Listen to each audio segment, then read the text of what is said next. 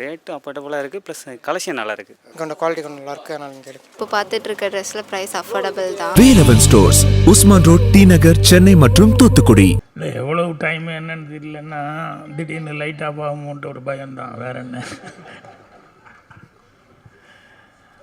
பொதுவாக எல்லா புகழும் இறைவனுக்கே அப்படின்னு தான் சொல்லுவாங்க. ஆனால் என்ன மாதிரி மேடையில் உட்காந்துருக்கிற மாதிரி சினிமா கலைஞர்களுக்கெல்லாம் எல்லா புகழும் அவங்க சொல்ல வேண்டியது வந்து ரசிக பெருமக்களுக்கு அப்படின்னு தான் சொல்லணும். நான் அவங்க இல்லைன்னா இங்கே யாருமே இல்லை. ஏன் அவங்கள்லேருந்து ஆரம்பிக்கிறேன் அப்படின்னா, அவங்களும் பத்திரிகை மற்றும் அனைத்து டிவி ஊடக நண்பர்கள் இவங்க எல்லாருமே இந்த படத்தை பொறுத்த வரைக்கும் முதல் ப்ரொடியூசர் ராதாகிருஷ்ணன் அவர்கள். ஸோ அவருக்கு கண்டிப்பாக சப்போர்ட் பண்ண. அவர் என் பக்கத்தில் தான் உட்காந்துருந்தார். யார் என்னன்னு எனக்கு தெரியல. ப்ரொடியூசர்னு கூப்பிடும்போது தான் அவர் வந்து எந்திரிச்சு வரும்போது தான் எனக்கு தெரிஞ்சது. அவ்வளோ சிம்பிளாக உட்காந்துருக்கார். ஒரு படம் எடுத்த ஒரு ப்ரொடியூசர் மாதிரி இல்லாமல். அது மட்டும் இல்லாமல் இதில் கோ ப்ரொடியூசர்ஸ் நிறைய பேர் இருக்காங்க. யாரோ சொல்லிட்டு இருந்தாங்க 8-9 பேர் என்னமோ, எல்லாத்துக்கும் நன்றி அப்படின்னு சொல்லிட்டு. அந்த மாதிரி நிறைய கோ ப்ரொடியூசர்ஸ் இருக்காங்க. சரி, இத்தனை பேர் சேர்ந்து இந்த படத்தை செஞ்சுருக்கும் போது அவங்களுக்கு வந்து பத்திரிகையாளர்களும் ரசிக பெருமக்களும் பெரிய ஆதரவு கொடுக்கணும்னு சொல்லி ஆரம்பத்திலே கேட்டுக்கிறேன். விழா நாயகன் ஸ்ரீகாந்த் தேவா. இந்த சினிமாவில் ஆபத்தாந்தவன் அப்படின்னு சொல்லி சொன்னோம்னா அவங்க அப்பா அந்த பேர் எடுத்திருக்காரு. பெரிய ரஜினி சார் மாதிரி பெரிய ஆளுகளுக்கும் படம் பண்ணுவார். காசே இல்லை, ஏதோ கஷ்டப்பட்டு இப்போ தான் சிரமப்பட்டு பண்ணியிருக்கோம் அப்படின்னு சொன்னால் அவங்களுக்கும் தேவா சார் வந்து எதுவுமே பேசிக்காமல் கொடுக்கறத கொடுங்க, முடிஞ்சதை பண்ணுங்கள், இல்லைனாலும் பரவாயில்லன்னு பண்ணுவார். அந்த வழியில் ஆபத்தாந்தவனா இன்றைக்கி ஸ்ரீகாந்த் தேவா இருந்துட்டுருக்காரு. ஸோ சின்ன தயாரிப்பாளர்கள் எல்லாத்துக்குமே வந்து அவர் ஒரு திறமையாக பாடல்கள் பாடுறது மட்டும் இல்லை, எல்லா விதத்துலேயும் வந்து உதவியாக இருக்கார். படத்தில் நடிக்கவும் செஞ்சுருக்காரு. அங்கங்கே சாங்கில் அங்கங்கே வந்திருக்காரு. சாங்கில் மட்டும் இல்லை, நீ கேரக்டர்லேயே வரலாம், வந்து நடிக்கலாம். ஸோ அவர் நான் இங்கே பேசும்போது ஸ்ரீகாந்த் தேவா அவர்கள் பேசியதை வழிமொழிகிறேன்னு சொல்லிக்கலான்னு நினச்சேன். என்ன அப்படின்னா, எல்லாத்தையும் சொல்லிட்டார். ஒருத்தர் விடாமல் ஒவ்வொருத்தர் பேராக சொல்லி எல்லாத்தையுமே பாராட்டி சொன்னார். ஸோ ஆதவன்லேருந்து அண்ணாச்சியிலேருந்து எல்லோரும் அவங்க எல்லாம் எல்லாத்துக்கும் அவர் பாராட்டு சொல்லி, சாதாரண சின்ன ஆளுகளுக்கு கூட பாராட்டு சொல்லி சொன்னார். அதையே சொல்லிக்கலான்னு நினச்சிருந்தேன். இப்போ இங்கே சினிமா ஆட்கள் இல்லாமல் சட்டமன்ற உறுப்பினர் மரியாதைக்குரிய பிரபாகர் அவர்கள் வந்திருக்காரு. அவருக்கு என்னுடைய வணக்கத்தை தெரிவிச்சுக்கிறேன். அவர் பேசும்போது நான் சிரிச்சுக்கிட்டேன். என்னென்ன ஸ்கேம் பற்றி அவர் பேசினார். ஏன் சிரிச்சுக்கிட்டேன் அப்படின்னா, தேர்தல் வரப்போகுது. ஓட்டுக்கு பணம் கொடுக்காமல் யாராவது இருக்காங்களா, வாங்காமல் இருக்க எத்தனை பேர் இருக்காங்க. இது நினைக்கும் போது இதே ஒரு ஸ்கேம் தானே.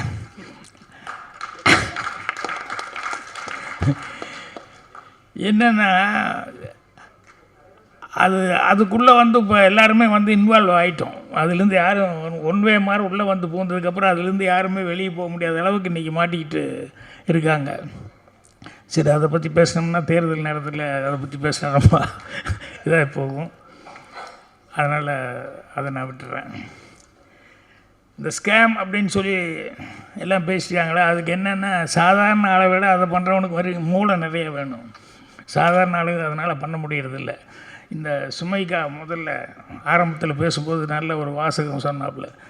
என்னென்னா, ஏமாறுறவன் இருக்கிறதுனால ஏமாத்துறாங்களா, இல்லை ஏமாத்துறவன் இருக்கிறதுனால ஏமாறுறாங்களா அப்படின்னு சொல்லிட்டு ஆரம்பித்தாப்புல. அதுதான் உண்மை.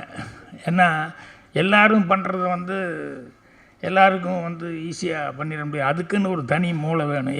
அவங்க என்னென்னா நெகட்டிவில் போயிட்டாங்க. பாசிட்டிவில் போயிருந்தால் அவங்க வேறு மாதிரி வந்திருப்பாங்க. பாசிட்டிவில் போகல, நெகட்டிவில் போயிட்டாங்க.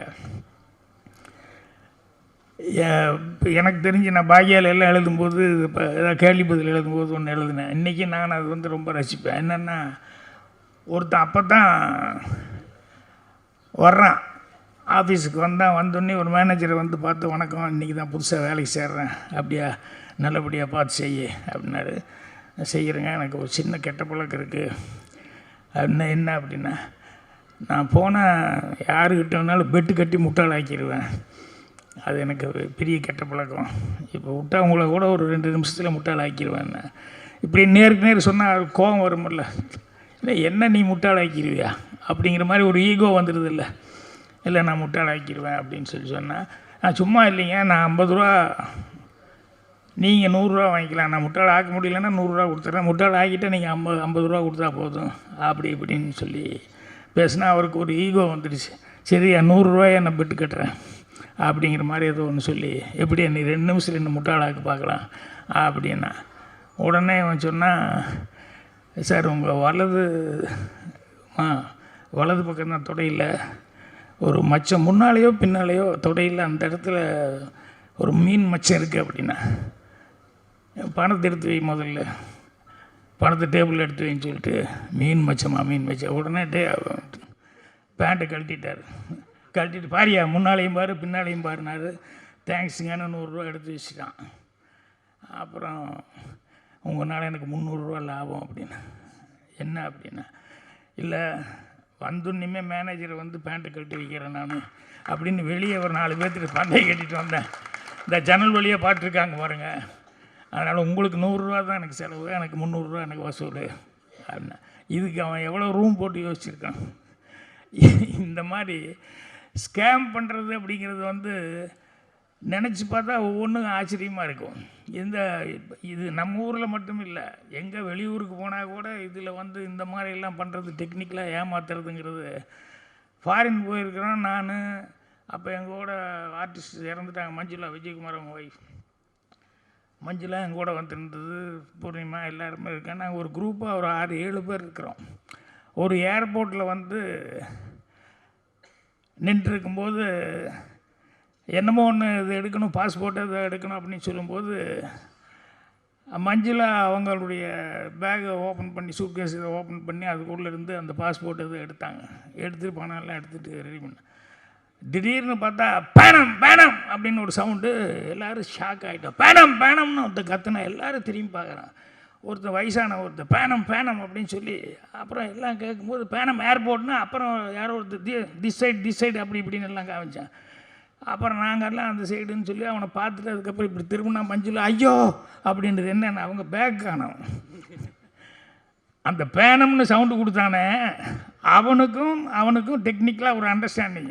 நான் அந்த சவுண்டு கொடுத்தா எல்லோரும் திரும்புவாங்க, அந்த நேரத்தில் நீ பார்த்துக்கோன்னா யார் இந்த மாதிரி பர்ஸில் நகை இதெல்லாம் வச்சுட்டு வர்றாங்களோ அதை டெக்னிக்கலாக உடனே ஒரு சவுண்டு கொடுத்துன்னு எல்லோரும் டைவர்ட் ஆகும் இல்லையா, டப்புன்னு அவன் எடுத்துக்கிட்டான். அங்கே போய் கேட்டோம்னா அந்த முன்னால் இருக்கவங்ககிட்ட போய் போலீஸ் அவங்ககிட்ட கேட்டோம்னா அவன் சொல்கிறான், இது தலைப்பு சொல்லிட்டான், நிர்வாகம் பொறுப்பில்ல, நீ கேர்ஃபுல்லாக இல்லாமல் இருந்தால் இத்தனை பெரிய க்ரௌடில் நான் இப்போ எங்கே போய் யாரான்னு போய் தேடுறது அப்படிங்கிற மாதிரி சொல்லி சாரின்ட்டேன். எங்களுக்கு ஃப்ளைட்டு வேறு, ஏன்னா ஒரு ஆள் வரலன்னா கூட ஃப்ளைட்டில் ப்ராப்ளம், எல்லாருமே டூரு ஒன்றாவே வந்து டிக்கெட் போட்டிருக்கோம்.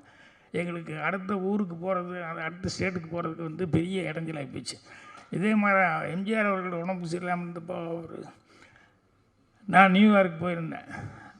அப்போது ஏர்போர்ட்டில் இறங்கணுன்னே வெளியே போகும்போது அங்கே ஃபார் டாக்ஸி அப்படின்னு சொல்லி போட்டு அங்கே வந்து ஏதோ போட்டிருந்தான். அதுக்குள்ளே எங்கள் கூட இருந்தவர் வந்து ஒருத்தன் வந்து கூப்பிட்டுக்கிட்டு இருக்கான், டாக்ஸி அப்படின்னு சொல்லி கூப்பிட்டுருக்கேன். நாங்கள் வந்து எங்கள் கூட இருந்தவர் வாங்க போகலாம் டைம் வேஸ்ட் பண்ண வேண்டாம்னு. இல்லை அங்கே ஏதோ போர்டு போட்டிருக்கான்னு நான் சொல்லிகிட்டு இருக்கிறேன், அங்கே போகலாம் கேப்ஸ்ன்னு ஏதோ போட்டிருக்கான் போகலான்னா, இது ரெண்ட சார் நான் கெலுசு சார் அப்படின்னு. அவர் ஏற்கனவே அமெரிக்காவில் போயிருக்கார் வந்திருக்காருன்றனால அவரையும் கூட கூப்பிட்டு வந்திருந்தோம். 4 பேர் போய் ஏறிட்டோம், 5 பேர் போய் ஏறினோன்னு 5 பீப்புள் அப்படின்னு சொல்லிட்டு உடனே போகும்போது அவன் வந்து ஏதோ ஒரு $50 இவ்வளோ தானே, $50 தானே அப்படின்னு சொல்லிட்டு அவன் கரெக்டாக தான் சொல்லியிருப்பான், வாங்க அப்படின்னு சொல்லிட்டு ஏறிட்டோம். போனோடனே பனி வேறு கொட்டிக்கிட்டு அந்நேரத்துக்கு நெருப்பு மாதிரி போய் டபக்குன்னு காரில் ஏறி இறஞ்சிட்டோம். அங்கேருந்து ஹோட்டலுக்கு போனோம். போய் இறங்கணுன்னையுமே $50 எடுத்து கொடுத்தோம். வாட் 50? இல்லை யூ ஒன்லி டோல்டு 50 அப்படின்னா, ஈச் 50. 5 பேர்த்துக்கு $250 கொடுன்ட்டான். என்னடா அமெரிக்காவில் இப்படி பண்ணுறாங்க. நம்ம ஊரில் நான் கேள்விப்பட்டிருக்கேன். ஐஸு பீச்சில் போய் வாங்குவோம் இல்லையா, எவ்வளோப்பா அப்படின்னா 50 பைசா, ஒன்று 50 பைசா அப்படிமா. சரி 50 பைசா தானே நான் வாங்கி வாயில் வச்சதுக்கப்புறம் காசு கொடுக்க போனேன். ஒன்று 50 பைசானா ₹1.50 அப்படிமா.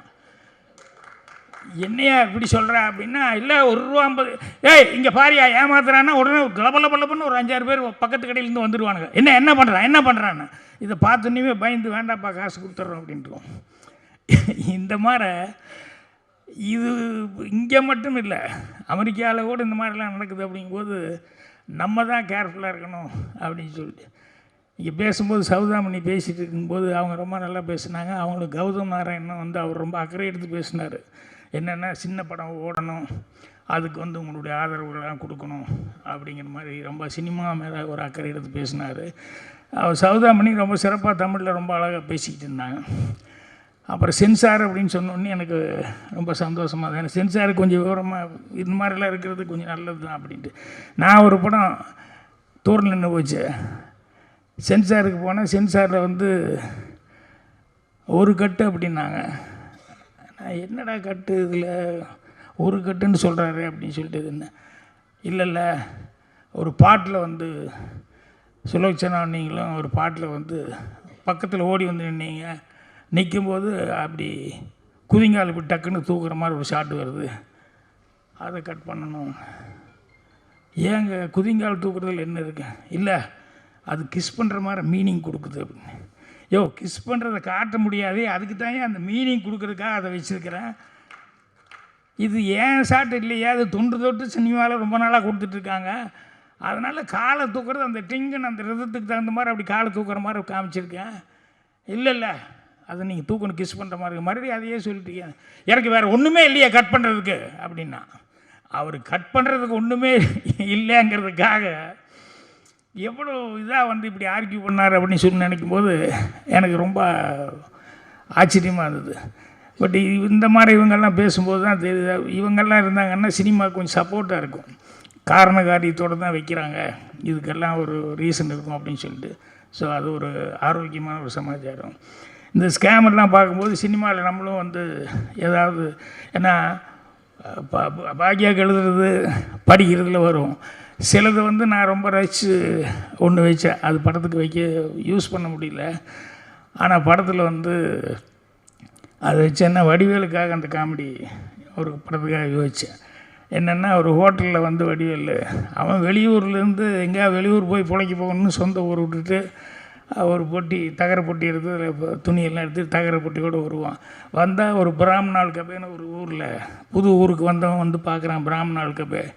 அப்படி பார்த்தோன்னே அந்த போர்டு பட்டியல் வச்சுருப்பாங்க இல்லையா, இட்லி தோசை அது இதெல்லாம் எவ்வளோ ஒன்று. அப்புறம் இட்லி நம்மக்கிட்ட இருக்கிற காசுக்கு 2 இட்லி சாப்பிட்லாம், அவ்வளோதான். இட்லி எவ்வளோன்னு பார்க்குறான், அது ஏதோ ஒரு ₹2 அப்படிங்கிற மாதிரி போட்டிருக்குன்னு வச்சுக்கோங்களேன். அதுக்கப்புறம் காஃபி ஒன்று, சரி ஒரு ₹1. அப்புறம் ஜோப்பில் காசு, சரி ₹3, அதெல்லாம் ₹3 செலவு ஒன்றும் தப்பு இல்லை அப்படின்னு சொல்லிட்டு போய் கடையில் உள்ளே உட்காந்தான். இவன் உட்கார்ந்த உடனேயுமே சர்வர் வந்தார். அதுக்குள்ளே வந்து முதல்ல சர்வர் வந்தோடனேயுமே அந்த பந்தாவாக காமிச்சிக்கணும் முதல்ல இவர் என்ன வாங்க வந்திருக்கான்னு. என்ன சார் சாப்பிட்றீங்க? முதல்ல கொஞ்சம் ஐஸ் வாட்டர் குடி, அப்புறம் யோசிச்சு நான் சொல்கிறேன் அப்படின்னு சொன்னோடனே அவன் போய் வாட்டர் கொடுக்க போயிட்டான் எரிச்சலோட. இவன் உட்காண்ட்ருக்கும்போது எதிர்த்தாப்புல ஒரு குழந்தை, ஒரு 6-7 வயசில் ஒரு குழந்தை வந்து எதிர்த்தாப்புல வந்து உட்காந்தது. அட பாப்பா தனியாக வந்திருக்கியாண்ணா? ஆமாம் அப்படின்னுது. அப்போ சர்வர் வந்தா, என்னென்னா எனக்கு 2 இட்லி அப்படின்னாரு. உடனே அந்த குழந்தைய திரும்பி பார்த்தேன். குழந்தை எனக்கு 2 இட்லி அப்படின்னு சர்வர் போயிட்டான். பரவாயில்லையே மாமா 2 இட்லி, பாப்பாவை 2 இட்லியா அப்படின்னா. சாப்பிட்டாங்க. அதுக்கப்புறம் வந்தான் சர்வர், எனக்கு ஒரு காஃபி அப்படின்னா. குழந்தைய திரும்பி பார்த்தா, குழந்தை எனக்கு ஒரு காஃபி, பரவாயில்லையே எனக்கும், நானும் மாமாவும் காஃபி நீயும் காஃபி. அதுக்கப்புறம் போயிட்டான். அதுக்கப்புறம் பில்லு கொண்டு தான், பில்லு கொண்டு தண்ணி ₹6 எழுதி கொண்டு தான். இங்கே வாயா, வெளியே வேலைப்பட்டியலாம் பாட்டு தான் வர்றேன். இட்லிக்கு வந்து ₹2, ₹1, காஃபிக்கு ₹3 தானே போடணும் அப்படின்னா. குழந்தைக்கு குழந்தை யாரையா? எனக்கு குழந்தைக்கு என்ன சம்மந்தம் அப்படின்னு. என்னம்மா அந்த குழந்தை திரும்பி யார் கூட வந்த? உடனே வடிவேலு கை காமிச்சிச்சு, இந்த மாமா கூட தான் வந்தேன். இவன் ஏய் என்ன விளையாடுறியா அப்படி இப்படின்னு சொல்லி சொன்னேன். அது மாமா மாமான்னு கூப்பிட்டு இருந்தால இவ்வளோ நேரம் அப்படின்னு. அதுக்குள்ளே அங்கே சைடில் உட்காந்துருந்தவன் ஒருத்தன் அவன் வந்து என்ன அங்கே சத்தம் என்னென்ன பாருங்கள், குழந்தைய கூப்பிட்டு வந்தால் இட்லி வாங்கி கொடுத்தான், காஃபி எல்லாம் வாங்கி கொடுத்தோம். அப்போ கேட்டேன் எனக்கு குழந்தைக்கு சம்மந்தம் என்ன, இதே வேலையாக சுற்றுறானையா. போன வாரம் இந்த ஹோட்டலில் ஒருத்தன் அப்படி தான் நிறைய வயிறு நிறைய சாப்பிட வச்சுட்டு இப்படி பண்ணிட்டான், இந்த ஹோட்டலில் அப்படி தான்ண்ணா. ஏய் மாவாட்டுறதுக்கு ரெடி பண்ணுங்க, இருறா உடனே மாவாட்டுறதுக்கு ரெடி பண்ணுன்னு சொல்கிறீங்க, தொலைது விடு நான் காசு கொடுத்துறேன்னா அந்த குழந்தைய பார்க்குறான். அது பாட்டில் இது எந்திரிச்சு மூவ் பண்ணிட்டுருக்கு. வேறு வழி இல்லாமல் சரி பில்லை கொடு அப்படின்னா பில்லை கொடுத்தா 9. என்னடா 9 ரூபாய்க்கு கொடுக்குற, இப்போ தானே 6 ரூபா சொன்னேன், நான் 2 இட்லி 1 காஃபி, குழந்தை 2 இட்லி 1 காஃபி, இப்போ 9 ரூபா கொடுக்குறேன்னா பார்சலுக்கு யார் கொடுப்பாண்ணா, பார்சலை யார் தான் அந்த குழந்தை வாங்கிட்டு போகுது பாருண்ணா. அதுக்குள்ளே அந்த குழந்தை வாங்கிட்டு போயிடுச்சு. இவன் நேராக வந்தான், கடைக்காரங்கிட்ட கொடுத்துட்டு வெளியே வந்தான்.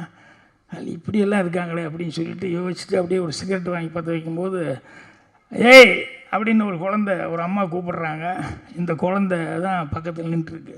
யார் இன்னைக்கு கிடைச்சானா, ஏதோ இந்த எழுச்சி வாங்கி தான் கிடைச்சா அப்படின்னு அந்த குழந்தை சொல்லுது. இவனுக்கு ஒரே எரிச்சல், நல்ல அம்மா நல்ல குழந்தைய பெற்று வச்சுருக்கா அப்படின்னு சொல்லிட்டு அப்புறம் அந்த அம்மா கூப்பிடுது வான்னா. இல்லை மத்தியானம் யாராவது கிடைப்பாங்களா பார்க்குறேன், நல்லா இன்றைக்கி ஏதோ இதெல்லாம் மோர் குழம்பெல்லாம் போட்டிருக்கேன் சாப்பிட்டு வந்துடுறேன். மத்தியானம் இதே வேலை இதே ஹோட்டலுக்கா அப்படின்னு நேராக கடைக்குள்ளே போனான். கல்லாப்பட்டியில் கூப்பிட்டு என்ன அது காலையில் எங்கிட்ட இப்படி சொன்னான் அந்த பொண்ணு, மத்தியானம் இதே வேலையை, மத்தியானம் இது என்ன இதெல்லாம் உனக்கு தெரியாது, தெரியும்ண்ணா. பின்ன நீ ஒன்றுமே சொல்லி என்ன, எனக்கு தேவை காசு தானேயா, அது எப்படி ஏமாத்தினா எனக்கு என்ன, எனக்கு வேண்டியது காசு தானே அப்படின்னு. ஸோ இது என்னென்னா சின்ன குழந்தைகளை வச்சு கூட வந்து இந்த மாதிரியெல்லாம் வந்து டெக்னிக்கலாக ஏமாத்துறது அப்படிங்கிறது நிறையா உண்டு.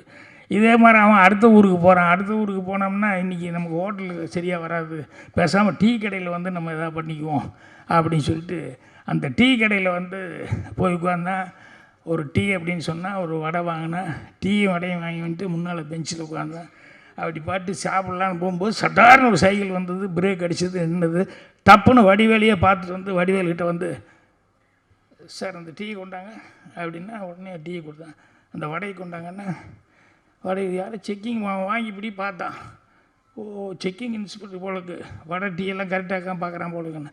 இப்போ அவன் வாங்கி இப்படி பார்த்தான், பக்கத்தில் உட்காந்து அவன் பாட்டில் வடையை சாப்பிட்டு டீ குடிக்க ஆரம்பிச்சிட்டான். ஏய் என்ன இல்லை பசிக்குது சாப்பிட்றேன். ஏடா பசிக்குது நீ வாங்கி சாப்பிட வேண்டியதுதான்டா, ஏன்னா என்கிட்ட வந்து நீ வாங்கி டெக்னிக்கலாக இப்படி சாப்பிட்ருக்க அப்படின்னு சொல்லிட்டு என்ன இழிச்சு வாய நினச்சேன்னா உடனே அவன் சைக்கிளை பூட்டி சாவி எடுத்து ஜோப்பில் போட்டு பார்த்துட்ற மகனே நீ எப்படி காசு கொடுக்காம போக அப்படின்னா அவன் பாட்டில் எல்லாம் சாப்பிட்டான், கையை தட்டினான், அவன் பாட்டில் போயிட்டான். என்ன முழிக்கிறான் அவன், என்னையே அது அப்படின்னு சொல்லிட்டு அப்புறம் கடைக்காரங்கிட்ட கேட்குறான், ஏங்க என்னங்க இது, அவன் ஒரு வடை டீக்கு வந்து சைக்கிளே விட்டுட்டு போயிட்டானே என்னங்க இது அப்படின்னு சொல்லும்போது நான் சாவி வேணலாம் போட்டு வச்சுனேன். இல்லைங்க அது திருடிட்டு வந்த சைக்கிளு, சாவி யார் வச்சுருக்கான்னு அவனைத்தானே குடிப்பானே கிறகத்தைன்னு சாவி தூக்கி போட்டான். உடனே இன்னொருத்தன் வந்தான், அங்கே வந்து நீ சாவி எடுத்து சைக்கிளை திறந்தான். அவன் பாட்டில் போனான். யோ திருட்டு சைக்கிள்னு சொல்ல அவன் பாட்டில் போயிட்டான்.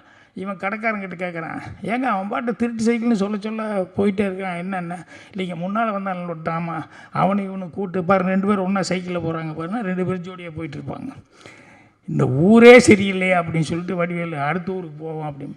இது என்னென்னா இந்த ஸ்கேம் பண்ணுறது அப்படின்னு சொல்லும்போது எத்தனையோ டெக்னிக்காக எத்தனையோ இது பண்ணுறாங்க. அதை பார்க்கும்போதெல்லாம் ரொம்ப ஆச்சரியமாக இருக்கிறது என்ன அப்படின்னா அவங்களுக்கு எப்படி மைண்ட் இந்த அளவுக்கு வந்து திங்க் பண்ணுறாங்கன்னு.